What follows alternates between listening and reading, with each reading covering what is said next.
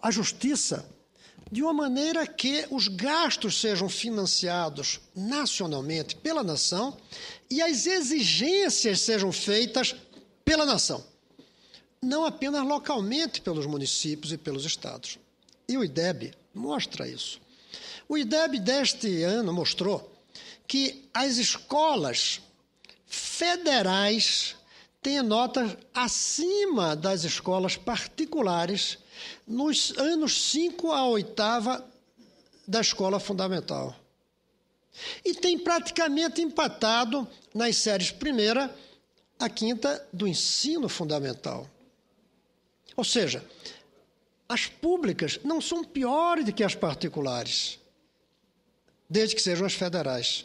Quando compara as particulares com as estaduais e municipais, há uma diferença imensa a favor das particulares. Mas quando a gente coloca as públicas federais, Colégio Pedro II, escolas de aplicação que as universidades têm, os colégios militares, esses estão acima das particulares. Por que a gente não faz isso para todo o Brasil? Por que só pode haver um Colégio Pedro II em todo o Brasil, em vez de fazer com que as 200 mil escolas do Brasil sejam, no mínimo, tão boas quanto o Colégio Pedro II? Qual é a lógica? Por que só no Rio de Janeiro tem um Colégio Pedro II? Por que só 14 escolas de aplicação no Brasil inteiro, pagas pela União, mantidas pela União, com o rigor da União, com seleção nacional dos professores? Por que só 14? Por que tão poucos colégios militares? Por que nós não transformamos as 200 escolas federais, incluindo aí as escolas técnicas, que todos sabem que são de boa qualidade, por que nós não transformamos as 200 escolas federais em 200 mil escolas federais? É isso. A ideia é simples. A gente deve debater como fazer isso. Porque não se pode pegar um decreto do presidente dizendo as escolas brasileiras hoje passam a ser federais. Isso daí não faz sentido.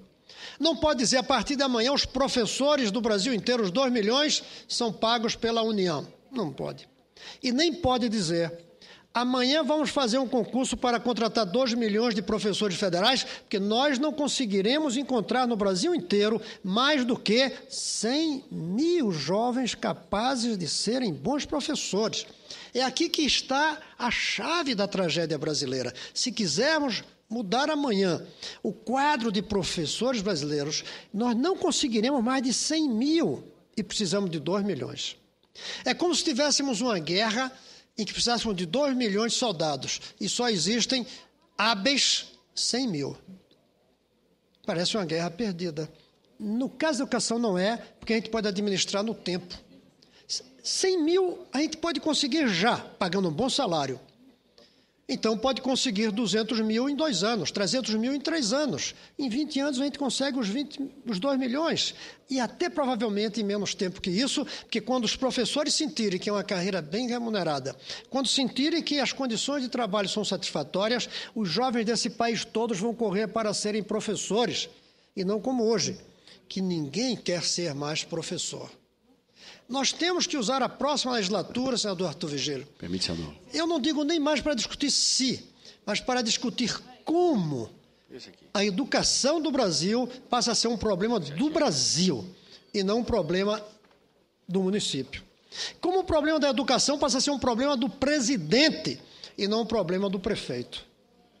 Como o professor é contratado no Brasil e não na cidade. Como a remuneração dele vai ser igual à dos funcionários públicos federais e não como a dos funcionários públicos municipais. Como fazer isso? Enquanto